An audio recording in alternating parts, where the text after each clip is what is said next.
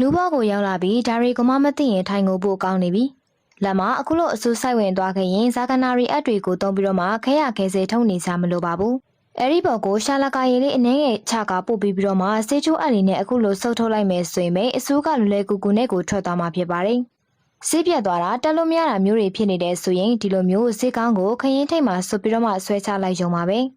ဆာရွက်မှာတိတ်ကတ်သွားတဲ့အခါတရက်အစွန်းနှစ်ပတ်ကိုခက်တင်တင်ဆွဲပေးလိုက်တယ်ဆိုရင်ပဲလွယ်လွယ်ကူကူနဲ့ပြန်ခွာလို့ရနိုင်ပါတယ်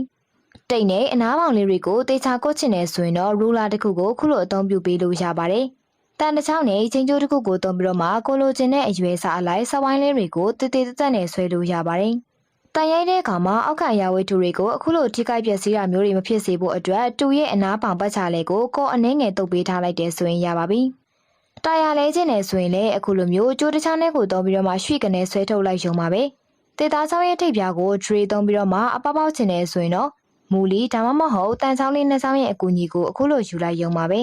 အိန္ဒိယန်တွေကိုဆေးသုံးတဲ့အခါမှာကိုရဲလက်နဲ့ဝေစားတွေစီကိုဆေးဆက်ဆင်လာတာမျိုးတွေမဖြစ်အောင်လို့အခုလိုမျိုးစီပူးကြီးတွေရဲ့ထိပ်ပြားပိုင်းလေးကိုဖြတ်သုံးပြီးတော့မှကာကွယ်ထားလို့ရပါတယ်ဒါဆိုရင်ဒီထက်ကပဲတစ်ချက်ကိုသဘောကျဆုံးလဲဆိုတာကိုပြပြပေးခဲ့ပါအောင်နော်